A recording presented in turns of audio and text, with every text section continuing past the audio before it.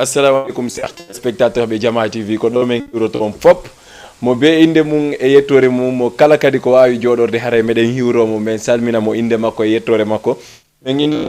ka émission makko waltata gonga no worirte non à chaque fois parce que do ngandi émission mo hari o wayri wadde baydo ngandi hari meden burde badade Jama on tun ko du wadi tawi émission ji mon din hari di wayri wadde donc hare dum non kadi men toroto certains spectateurs be on men darude e wowbe men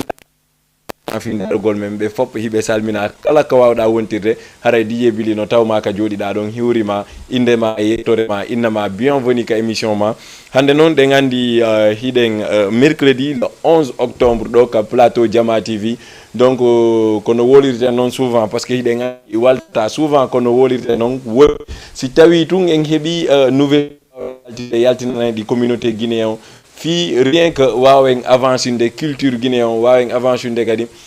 jeunesse guinéen e moko babe men jodorbe do ko dum tawi mi do mi hiwro moko be kadi mo kala ka way wontirde haray on tigi no jonna juude didi no salmina men inna be fop bienvenue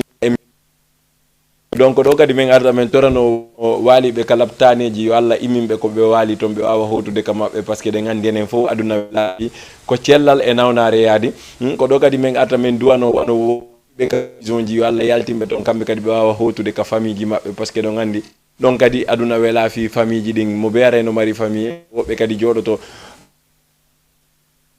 no wodi piji di be bonna no wodi wobbe kadi harbe bon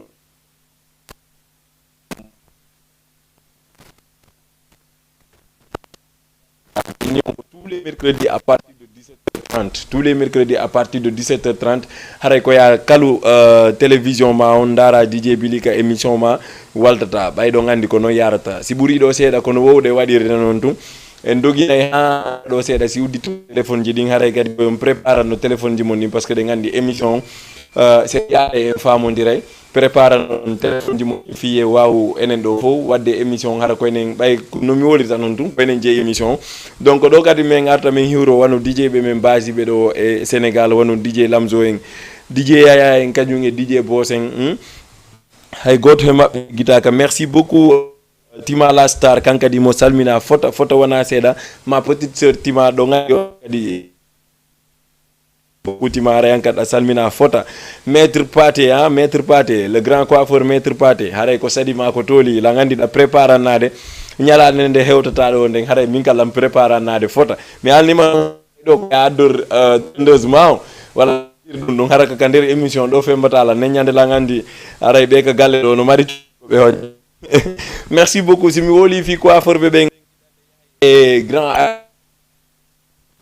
angle 8 kanyum e lay emprunté makko wano Keita kadi coiffeur ton e rue 15 angle 6 kankadi mo salmina monsieur Ibrahima 1 kankadi mo salmina fota wana seda merci beaucoup monsieur Khadi Dalen kambe kadi men hino be déplacement mabbe on ka concert bintalari kambe kadi be salmina fota wana seda Marliyatu kadi no salmina fota wana seda Marliyatu jiwul laba kum foto ko quoi toi merci beaucoup DJ Adra Junior mon empreinte minay sax mon petit frère parce que do ngandi Adra ka hida DJ Billy waray Adra no donc merci beaucoup aussi Ibrahima grand tailleur jong ton e rue 15 kankadi mo salmina fota wona seeɗa woɓɓe no innamo Ibrahima Africa Love. Merci beaucoup Ibrahima ara yankaɗa salmina ñoom lay ñoom laa yëpp fàttewuma leen sama grand tailleur yooyu depuis sant yàlla jërëjëf laay ni nga seddalee sama xol yàlla na ma yàlla attex yow haray ko noon yarata yiɗe wondi kadi e Oumar Bari. Merci beaucoup à toi kankadi o nilang chaque fois aussi va émission kono o wayrino hiide émission donc haray Oumar ko teddungal e ma émission fuɗɗitike merci beaucoup aussi à Hassala Moni Star Petit Boy kankadi mo salmina fota wona seeɗa Hassala hara yan kaɗɗa salmina Mr Zal mi anda ko petit mbaw siko grand Zal an kaɗɗa salmina fota donc haray émission mo gon à chaque fois ko ni yarata min e mon haalaji pular laaɓuɗi yaltinen haalaji ɗin fof yaltinen secret ji ɗin fof kala ka natuɗen yo taw ɗum ɓe ndi fiita waltu ka aray ko noon yarata. Merci beaucoup à Telli Wuri. À toi. Merci beaucoup aussi réalisateur Joan Diano mo wiye Guido Jama Prod kankadi mo salmina fota wona seeɗa madame Ba joma gerto ɗen ɓendi ɓenda welaɗo o ñamay. Merci beaucoup madame Ba onon kadi ɗon salmina minni babi am min komi weela o yomi hewtu ko grand wuuri tun voilà. Merci beaucoup madame Ba ara yankaɗa salmina fota wona seeɗa min innama ka joguiɗa ɗon ko ɗon ɓurtu joga par ce que minen si min ñaami min haari aray droit ji ɗin no yiltirde ɓaawo. Merci beaucoup aussi à Komosare Payngal waɗaygal comédie ara kankadi mo salmina fota seeɗa min on si yahi ɗe wola fi hande ko hanki waɗi ko waɗi neni voilà wonon nenan Aissatou Bissabou en ɗo e marché tillen kamɓe fof ɓe salmina fota wona seeɗa ɓay ɗon andi ari enen fof de wonduno e Binta Laali ton e Douta Seck iwɗen Douta Seck yaade blessé ngor ɗum ɗon fof haɗi ko concert ji makko min inna e feƴƴi e jang alhamdoulillah min salmina kadi wono sére majjina hulali e séréji ɗin fof wono séré len fof ay goto e mabɓe ɓay mi haalani on ko ɗum waɗi simini on di. Merci beaucoup aussi à Abdourahmane le grand boutiquier rue 8 angle 10 kankadi rue 8 angle 19 kankadi mo salmina fota wona seeɗa ƴetton téléphone ji mon ɗin fof préparano ɗon par ce que ɗan andi simi jonniri numéro téléphone fewn ɗo émission on gasata donc haray si tawi réalisateur jonno préparanike yo préparanolan concert mo waɗoyno ɗen on si tawi on concert ɗon laaɓali tadi o wari tude kadi o yalti ɗum juuri ndaaro en nenam Binta Laali Sow arten joni ka plateau men wawen si ɓuuri ɗo seeɗa udditude téléphone mo be wawa natude may ndaaro en Binta Laali joni. Voilà, assalamu aleykum.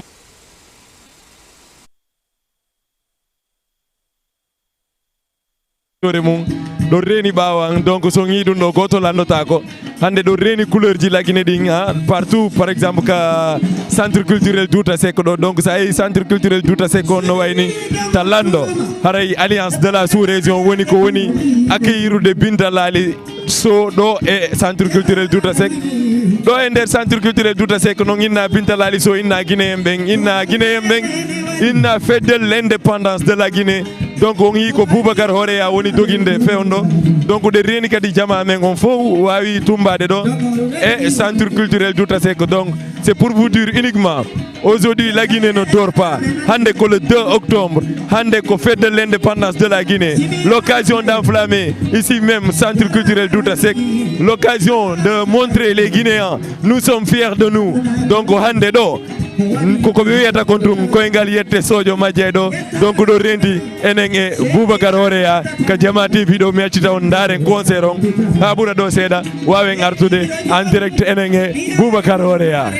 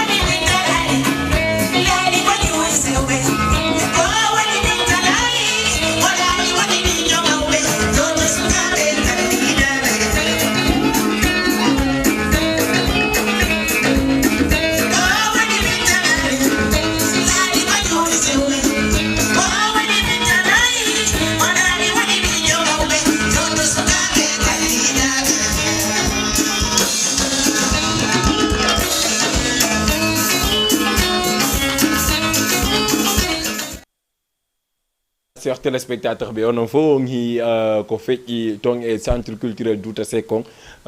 hande sen hi ɓeneniraɓe men ɗon waɗa concert tum ɓandu men no dowa dogude donc c'est pour cela si a yi ka fuɗɗorde minnuma ko fierté guinéen ɓen fof hande recevugol sifa ɓeneniraɓe men ɗo e concert surtout concert innen kadi ko 2 octobre fête de l'indépendance de la Guinée. Donc organisé par l'équipe d'Alliance de la sous-région kamɓe fof haray kamɓe kadi ɓe weltana donc parce que si a inni équipe tun ko ɗum ɗo si a inni équipe ko sifa ɗum ɗo donc haray ɓe fop ɓe salmina mo be ko wawi wontirde on tigui no salmina donc ni yarata ka émission mon waltata donc haray mi haalani on andi ɗeɓal ɗo fof émission on ala e wadde donc pour vous dire seulement que hari meɗen déménage ude artira Colobane ɗo donc min ɓurti ɓaɗade fof ko hakkude joni hande kadi ɓuri facilitande communauté guinéen on ni communauté sénégalais on kala faalaɗo arde are meɗen ɗo e Colobane donc wono onon wonɓe men darude kadi onon fop ɗon salmina donc aray wonamo kala Bob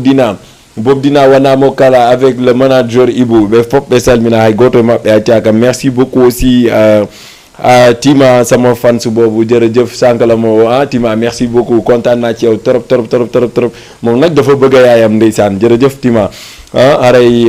Tima kadi no salmina photo wona seeɗa donc wono wonɓe men darude kadi hande ɓayi Allah waɗi en fuɗɗaki taw ƴettude invité e waway tun kafude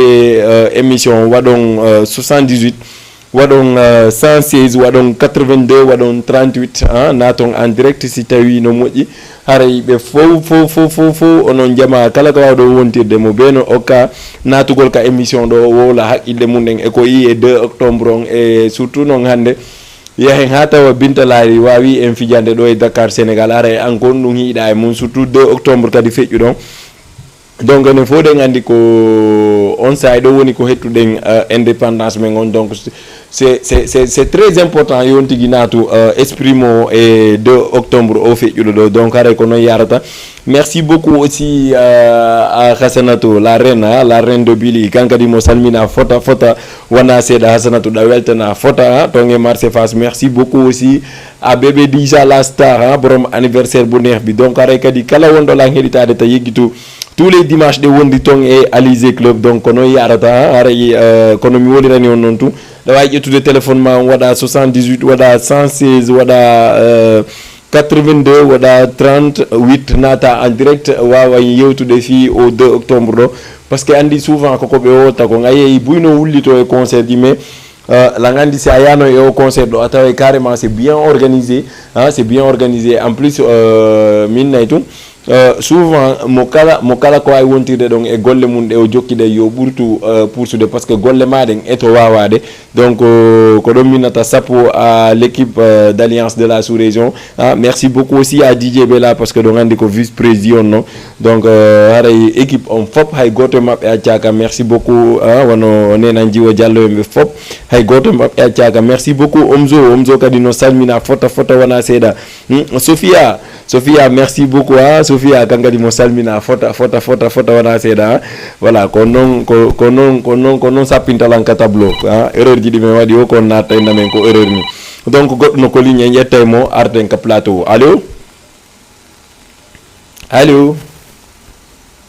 allo donc sikumi on ɗon o yeehi merci beaucoup haray ko noon yarata voilà toujours kono mi wolirani on noon tun ƴette numéro naton en direct wawon participe de émission a waɗay tun 78 waɗa 116 waɗa 82 waɗa 38 nata en direct wawi yewtude fi ko feƴƴi kon e projet ji go par ce que min gimmi on télé on ko communauté guinéen on wonani ɗo par ce que ɗe reeni wono sa yeehi stade ɓe maasi ɓen organise ude ballon ɓe maali ɓen ɓe timbi Madina en ñoom wono Sidi Ndelo en ɓe fof ɓe wadde ko ɓurtata fottindinde guinéen ɓen kon enen fof wawi wonde hunde wotere donc ɓen noon kadi haray yiɓe salmina wono président Sidi Ndelo en ɓen noon fop hay goto e mabɓe accaka haray ɓe salmina fota wona seeɗa merci beaucoup Paykum Fouta kadi no salmina Bollalji kankadi wanno participation makko on ton e Blessé Ngor merci beaucoup Bollalji merci beaucoup oɗo kadi no wiye ko Khadiatou merci beaucoup à toi, merci beaucoup Boy Adra, merci beaucoup à toi, merci beaucoup DJ Ibou, merci beaucoup aussi allô si c'est bon, allô oui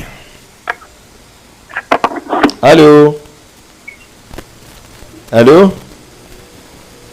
Kao yehi donc allez merci beaucoup si tawi ondo yehi merci beaucoup Aliou Dada kankadi mo salmina fota wana seeda si ɓuri ɗo noon haray de wawi daroyde Alkazayon si ɓuri ɗo seeda en attendant yo jury on prépare nola ɗum ɗo merci beaucoup Atafaya 150 kankadi mo salmina fota wana seeda Mahliyatu a yeggitaka merci beaucoup maître Paté voilà on no woko ka nder studio ɗo ko afatala merci beaucoup à toi, merci beaucoup Plaisir Elage guinéen foko gotum kankadi o yeggitaka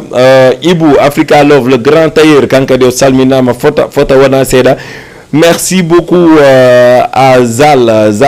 le bro, merci beaucoup à toi kankadi mo salmina Eva depuis rue 15 kankadi o yeggitaka asama ñaari zimel yoydima setan en attendant e ndaro e Alkazayon si tawi moƴƴi arten ka plateau men joni accu dogu golla non arrête s'il te plaît arrête t'es sérieux fala na bruno on me dit mal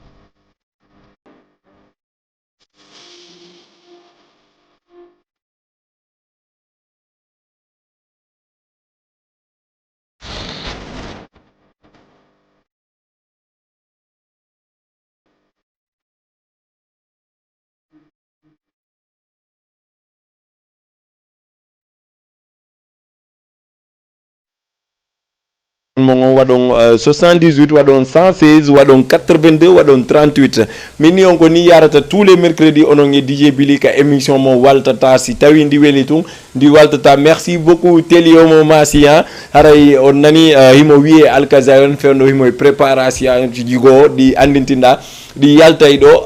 lan andi noon en aroye e makko kanko Alkazay on par ce que ɗon andi pay konko no wadde golle labaɗe donc en ƴettay o ka ligne kadi si tawi moƴƴi. allo ɗuytanan télé on. allo oui ɗuytu télé on. Oui. Ça va on no marsude? Ça va bien. ɗuytu télé on nda ɗum en famodirta. Oui. ale on no marsude? Ça va bien. hiɗa wiye honno? Min Famata Binta Minepe. Fatmata Binta depuis honto? Ñaari tali hiɗa e jaam? hiɗa e jaam?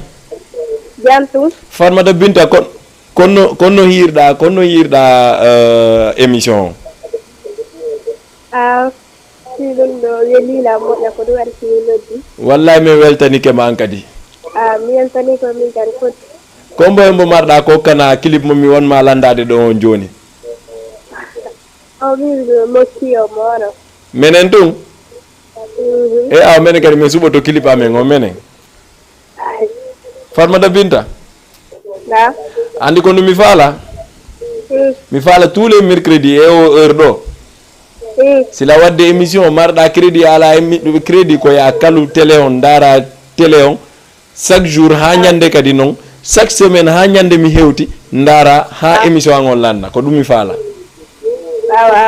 Merci beaucoup Fatmata Binta weltanama nan. Merci. Allez-y, bye bye. Merci beaucoup Fatmata Binta kankadi mo salmina foto wana seeda. Merci beaucoup aray kono yarata à chaque fois onon fo do wawi wakkilade ƴetta téléphone mon ndin nata nodda men ka Jama TV ɗo haray ɗo reni numéro leyga on ƴetta tun non donc en direct wawa humpodirde DJ Billy donc noon kadi kala ko andintin ɗon carrément on yi ko doit avancinde émission haray on tigui no tori ballal e onon wonɓe darde ɓen par ce que on tigui ko wawi ko darugol fewta on yewtida e mon onon communauté guinéen on si tawi noon on hi ella on ga ko noon noddatalan innalan ɗum ɗo ko ella ɗum ɗo no moƴƴi ɗum ɗo moƴƴa donc merci beaucoup Fatmata Binta merci beaucoup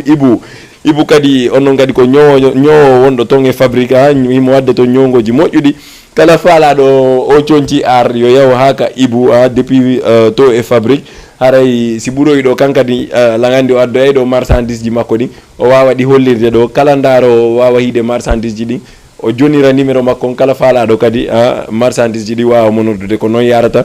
Merci beaucoup Aissatou no salmina fota mes jumelles Adama e Hawa kamɓe kadi hiɓe salmina fota wona seeɗa donc aray noon kadi koko ɓeynata kon ko sati kon no laati si tawi ɗa hiiɗi DJ Billy ɗa hiiɗi ko wannu wadde kon haray anniversaire DJ Billy on kadi neɓata hewta neɓata min on e an neɓata par ce que mo be ko ñalande mum nden andi le 10 février ton e ñani night club aray mo be ƴettu téléphone mum on waɗanalam vidéo um toso kum envoyé analan ka numéro en direct a waɗay tun 70 waɗa 925 waɗa 62 waɗa 75 min adama ko groupe WhatsApp DJ Billy wawe yadude e programme ji ɗin fop min ni on noon min Jama TV ko mi woni ɓe moƴƴinande anniversaire mabɓe on inchallah min ko min DJ Billy watta anniversaire Jama TV on inchallah kadi haray kala mo andintinɗa ko fans jo Jama TV yo habbo anniversaire Jama TV on no arde mi haalani on noon mene mi watta ko fandi komi watta kon fof ko fi communauté guinéen on si tawi noon ko watta kon fof ko fi communauté guinéen on fof a watta ko fandi par ce que ɗen andi communauté guinéen on fi mabɓe kamɓe kadi fanda donc teli wuri sikku mi anani an kadi préparanno haray a joni ɗen ka bollalji merci beaucoup bollalji a salminama fota wona seeɗa merci beaucoup timama petite sœur ma star kankadi mo salmina fota wona seeɗa donc mi haalni on so yi ɗum fof en ala e wadde émission ji hari hiɗen déménage ude artira Colobane ɗo donc kala hande kadi kala innaɗo yo ar Jama TV yo mo andu yo so wari ha Colobane so yi ɗo numéro serveur on so noddi ɗon tum ɓe indaymo ko ɗo Jama TV wontiri donc sen daroyi Alkazay on langandi kadi en préparano to clip go yewten seeɗa si aroyen clip ɗo par ce que ɗen andi King Jo kadi no wadde golle labaɗe min ni on souvent pay koye woni koye wallude culture guinéen on côté Sénégal on ga en etoto kamɓe kadi wallemɓe par ce que ɗen andi ko kamɓe wonani guinéen ɓen ɗo e Sénégal haray en habboto kadi King Jo joni nato en taw ka DJ Adra merci beaucoup DJ Adra kadi wallitino sous région moƴƴa ka concert ji mabɓe kankadi mo salmina fota DJ Ibou Rebus kankadi tournée ji ɗin avant concert on fop men merci beaucoup à toi haray ala fuy komi wawi o yoɓude donc may ndaro en King Jo joni arten ka plateau men may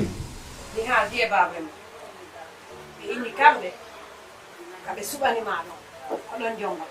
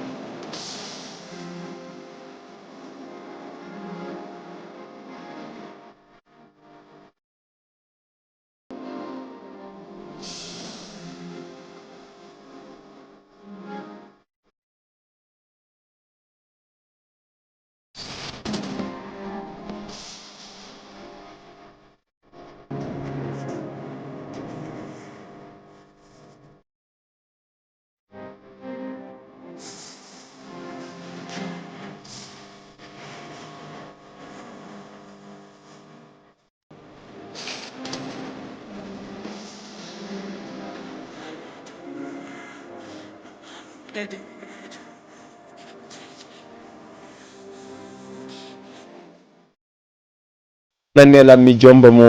signé King Jo Blackberry voilà message kadi marɗo importance parce que andi tagaɗo be mo faala on si tawi kadi mo faalaɗa on no faalama haray yoɓe gerdu moko baɓɓen fo yo gerdu okkidira on jombidira on par ce que enen fo ɗen andi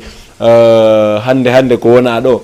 força okka accino merci beaucoup King Jo message on bien reçu message labaɗo kadi donc aray kankadi mo weltana fota wona seeɗa min ni on ko ɓe woni puusude culture guinéen on ɗo e Sénégal donc haray ko pay koye anditinɗa kadi ko miñirawo e an wonkoye wadde kadi golle ɗe anditinɗa hihi enen ɗo fof si a waɗi guite maɗen e golle maɓɓe ɗen tun a tawa carrément no gollade donc surtout noon won King Jo en Alkazayo nen ko pay koye marko e ambition donc haray ko courage à vous merci beaucoup Khadja Halimatu Nyani kankadi mo salmina fota wana seda. Merci beaucoup Khadja Halimatu Nyani wono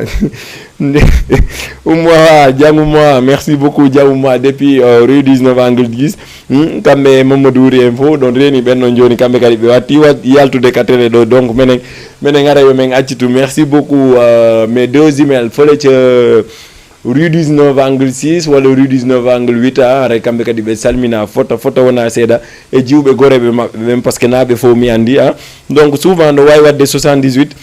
wadon 116 wadon 82 wadon 38 naton en direct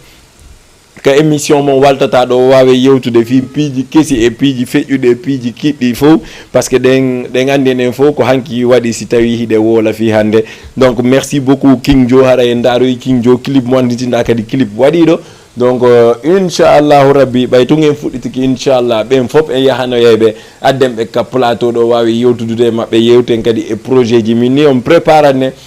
Alkazayon no wadde golle de anintinda wono Zil info wono le manager Zil aray kankadi mo wadde golle labade bawo ton donc aray kankadi hampoto mo ka plateau do kanko e teli wuri beska donc no yarata parce que ko manager be ko ancien manager e manager jo keso kono mi wolita non souvent donc aray kambe kadi émission mabbe on si tawi mi langidi communauté on no hidi jama no hidi tun etore enen fo pousse be pour yobe ardo be wawa labbinande entre mabbe Alkazayon ko noni arde donc merci beaucoup aray souvent kono mi wolirani on non émission mi fala kam wadde min tun sagwan communauté guinéen sino darde lan sino hedade lan parce que den andi wolugol no musi kono hedagol kadi yomba donc haray mo beeje to téléphone mu wada 78 wada 116 wada 82 wada 38 nata en direct wawe yewtude fi acte ji wondi wadde do e Dakar Sénégal fewndo di e piiji fewndi di lagine fo wawe yewtude fi mu e projet ji ma e objet ji ma minni ma si tawi da fala publicité kama menen do mede way déplacer ha kama me yahana placement me wa moy altinde ka Jama TV do parce que c'est ngi e wallindi rek ɓurata ɗum ɗon ko ɓe yahanen jama on ko ɓe woni toon wawi yaltinde kadi projet ji ɗi ɓe woni wadde ɗin woɓɓe ko wonɓe moƴƴinde boutique ji woɓɓe ko wonɓe yeeyude piiji go woɓɓe ko commerce woni comme no wodirten noon donc wawi yaltinde ɗin piiji ɗi ɓe yeyata ɗon hollen jama on fof parce que c'est ni visibilité kaka télé ɓuuri wonde facile pour yimɓe ɓe anduɗa yeeyude andi sa rewi ka lawol ɗo ko si a rewi nana pantalon ko 1000 francs madum pantalon ko 2000 kono non si a hewti ka télé do jama on fo uddita e gite hiya ko wonda wadde kon donc ko ɗum waɗi communauté guinéen yoɓe respecte ko ɓe innata visibilité comme parce que visibilité hande no wawma naɓɓude ka sikkano hay ko ɗum waɗi si tawi ɗa mari place keso tan nayi noddugol télé on maɗum noddugol ka serveur télé ɗo inna placement on no ɗo no Thiaroye no Pikine no Colobane yomin aru men ƴetta place on mi wawa mo yaltinde ka plateforme amen ɗo plateforme ji ɗin fop wono Facebook en fop hara fof wawa hiide télévision kadi si tawi ɗa jooɗi kama aɗa wawi ƴettude commandement on change tum fotta e ɗin publicité ji ɗon donc yon tigui armé waɗanamo publicité par ce que haaju welafi so ginni e wallidiray onon kadi walleteɓe gon jaɓay wallede ko noon yarata. Merci beaucoup Bas FIK yeggitaka monsieur Mondiaye monsieur le marié ha joni ka marié keso. Merci beaucoup Jackson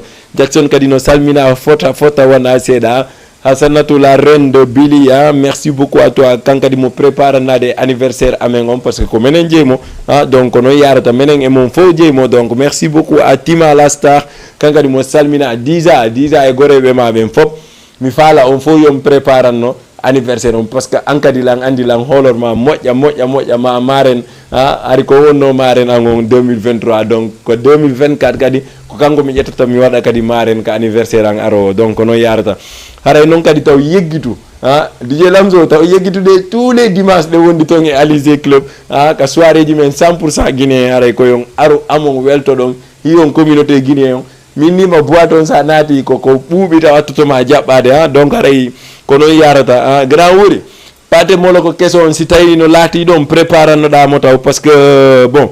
e fuɗɗike 17h30 émission on ko 1 heure de temps watta hino ɗo 18h16 donc 18h30 haɗay kadi e waynitike donc mayin si tawi grand wuri moƴƴi signalalan pate molo ko moƴƴi yahe ndaro en ancien pate molo ko welduɓe wayno dirta grand wuri addu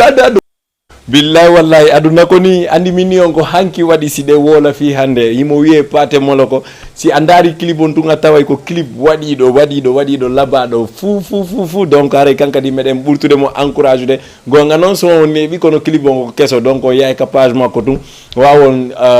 télécharge de clip on ndaro mo ka téléphone ji mon madu nado mo ko nado do mo ko non wata yarde donc mi alni on